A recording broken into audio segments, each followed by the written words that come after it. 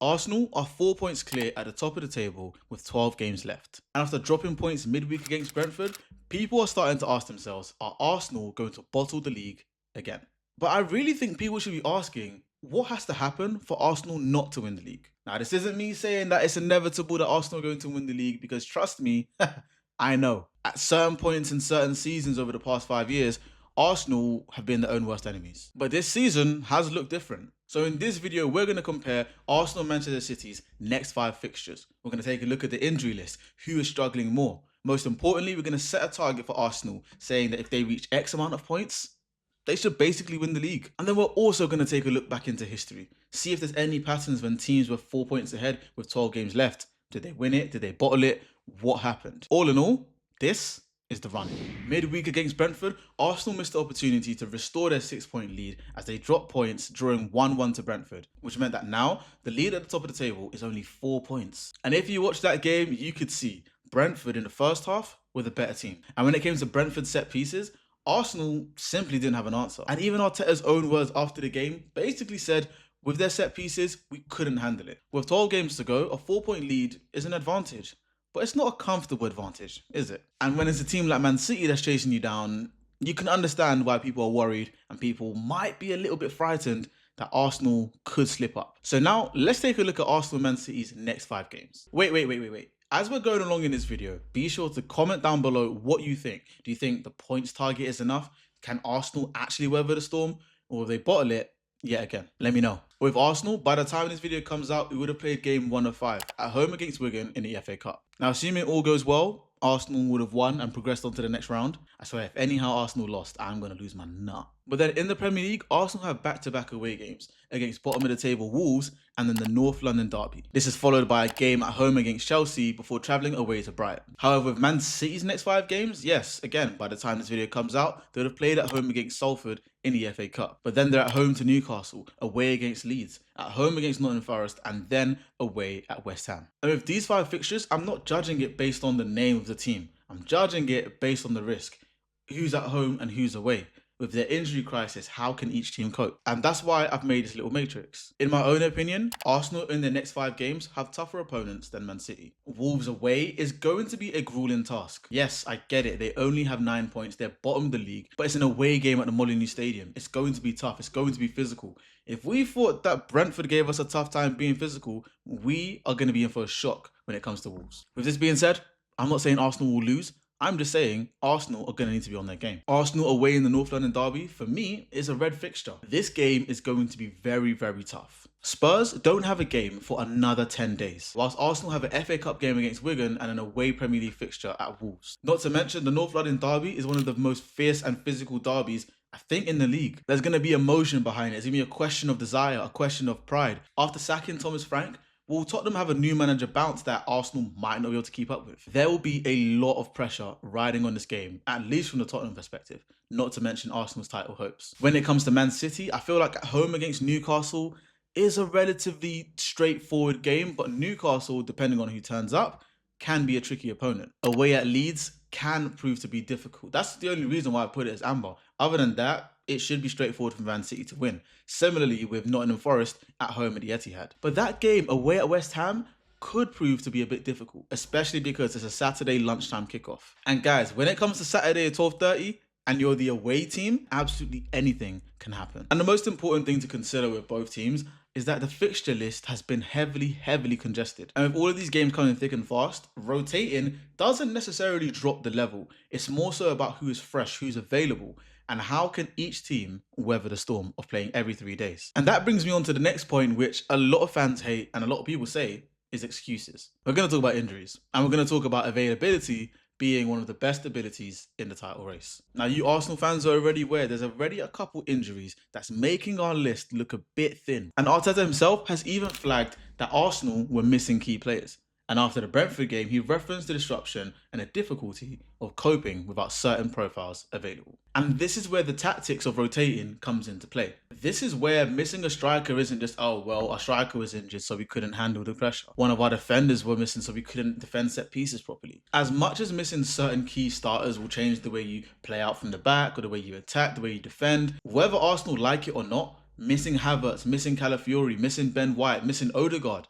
You need to be able to roll with the punches and still maintain high level performances week in, week out. And on the blue side of the title race, Pep Guardiola himself has even said that he's had to wait sometimes after training to release squad information. And this applies to players like Haaland, players like Stones. There's a lot of injuries that both teams in the run-in are facing. And despite a 4-point lead, I honestly think it's about who handles their injury crisis better than who. But as we all know, and some people tend to forget, Arsenal still have a 4-point lead at the top of the table.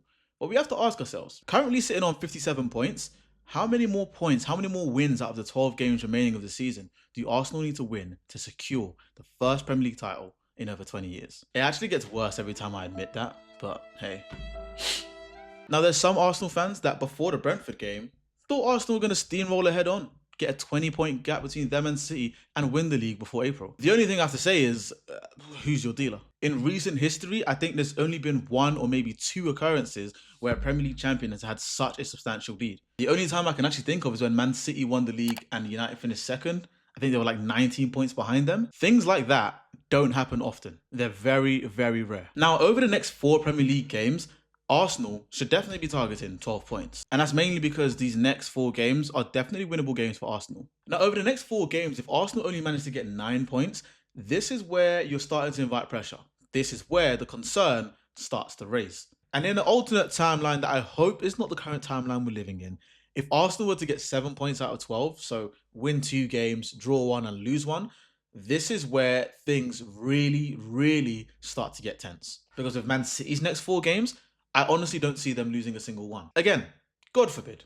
But the moment that Arsenal were to drop points over these next 4 or 5 games in the Premier League, the pressure is going to be monumental. Now in the run-in, it's not against Man City. It's against Arsenal and their own pressure. Arsenal and their nerves. Are they built for this? Are Arsenal actually able to stonewall all of the noise from outside, stonewall all of the pressure, and go on a winning run that sees them win the Premier League title? So simply put, over the next 4 games, Arsenal needs to be damn near flawless, because Man City are going to be flawless. And no, I'm not talking about Man City of this season that weren't able to string together 4 or 5 wins on a bounce.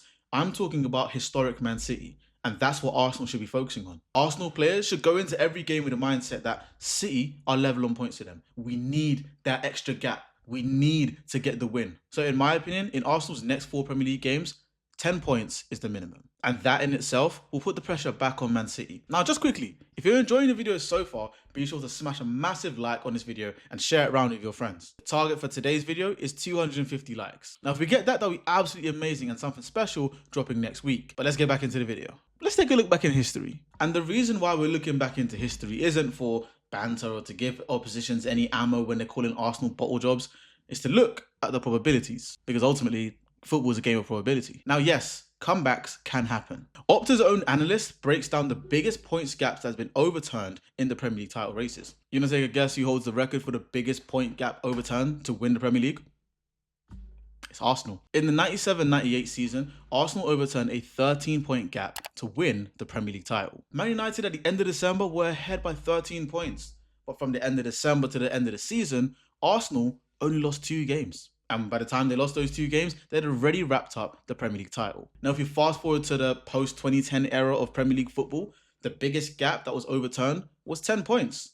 And that was done by Man City. And if we're being very honest, that was an absolute freak of a season where Man City finished on 93 points and Liverpool finished second on 92. However, with that, Man City won 18 of the 19 remaining games after Boxing Day to go on a crazy run, which saw them win the Premier League title. And this is why history matters, because the devil is in the detail. Now, when teams throw away leads at the top of the Premier League title, it's usually one of 3 ways. It's either injuries to certain key players flatten the level in the rest of the team, heavy fixture congestion forces teams into rotating, and when they rotate, sometimes it bites them in the back. And then lastly, those high variance games, those derby days, those away trips to Stoke on a Tuesday night, or for Arsenal, Brentford on a Thursday night. There's an element at play when you play certain teams away from home in certain months in the run-in. It might be a team that's struggling at the bottom of the table, where if you play this game in October, you are breezing past them. But when things like goal difference start to matter at the tail end of the season, teams are literally fighting for their lives. Arsenal drawing against Brentford is a classic example of this. Absolute set-piece chaos that meant Arsenal dropped 2 points, a key 2 points, in the title run-in. And all of this is context as to why things aren't over for Man City, but then things also aren't over for Arsenal. So what's my verdict? Do I think Arsenal can win the Premier League? Yes, but here's what it relies on. Simply put, if Arsenal hit at least 10 points in the next 4 games in the Premier League, then I'm very confident that Arsenal will keep this going until the end of the season. However, if Arsenal lose a single game over the next 4 Premier League games, that's when it's bottle talk. That's when it starts to become a thing of, can Arsenal actually handle the pressure? But then similarly, you have to ask ourselves, this current Man City, this Man City we've seen this season, not the one of old, not the one in the past, will they be able to do enough? Will they be able to remain flawless and catch up to Arsenal and leapfrog them in a season where they were not the favourites? But now, it's over to you. What do you think? Do you think Arsenal can actually stay flawless in the next 4 or 5 games in the Premier League to win the Premier League title? Or is there something I'm missing? Is 10 points at least not enough in the next 4 games for Arsenal? Will Man City actually pit them to the title? And if so, how will they do it? Let me know all your thoughts about the Premier League run-in the comments down below. If you've enjoyed this discussion about the Premier League run-in, be sure to smash a massive like on this video and don't forget to subscribe to MB United. This is a collection of not just Arsenal fans, but football fans in general. But before we go, there's going to be a video popping up right here on screen that I think you're going to enjoy just as much as this one. So until next time, keep it real, and I'll see you when I see you in a bit.